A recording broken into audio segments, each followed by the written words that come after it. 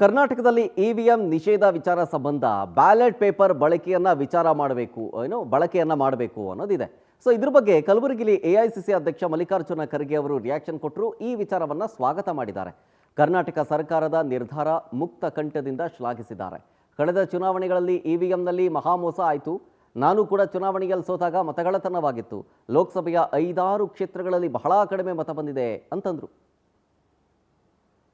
ಒಂದು ಇಂಥ ಬ್ಯಾಲೆಟ್ ಪೇಪರ್ದು, ಪಂಚಾಯತ್ ರಾಜ್ದು, ಲೋಕಲ್ ಬಾಡೀಸ್ದು ನಾವು ಅನೇಕ ಸಾರಿ ಇದನ್ನ ಎಕ್ಸ್ಪೆರಿಮೆಂಟ್ ಮಾಡ್ತಿರ್ತೀವಿ.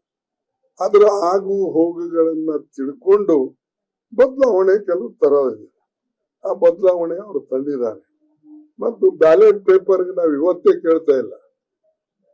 ಸುಮಾರು 10-15 ವರ್ಷದಿಂದ ಬ್ಯಾಲೆಟ್ ಪೇಪರ್ ತರಬೇಕು, ಈ ಇವಿಎಂದಾಗ ಮೋಸ ಆಗ್ತದೆ ಅಂತ ಹೇಳಿ ಅದ್ರದ್ದು ನಾವು ಚಳುವಳಿ ಮಾಡ್ತೀವಿ. ನಾವು ಚಳುವಳಿ ಮಾಡಾಗ ನಾವು ಸರಿ ಇರೋದಿಲ್ಲ.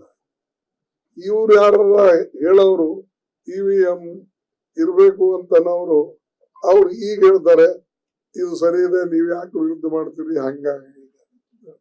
ಸೊ ಅದಕ್ಕಾಗಿ ಬ್ಯಾಲೆಟ್ ಪೇಪರ್ ತಂದ ಮೇಲೆ ಅದು ಎಕ್ಸ್ಪೆರಿಮೆಂಟ್ ಈಗ ರಾಜ್ಯದಲ್ಲಿ ಇದನ್ನ ಪಂಚಾಯತ್ ಲೆವೆಲ್ನಲ್ಲಿ ಮತ್ತು ತಾಲೂಕಾ ಪಂಚಾಯತ್, ಜಿಲ್ಲಾ ಪಂಚಾಯತ್ನಲ್ಲಿ, ಮುನ್ಸಿಪಾಲಿಟಿಯಲ್ಲಿ ಇದ್ರದ್ದು ಮಾಡ್ತಾ ಇದ್ದಾರೆ. ಇದು ಗುಡ್ ಸ್ಟೆಪ್, ಒಳ್ಳೆಯದಾಗ್ತದೆ ಜನರಿಗೆ.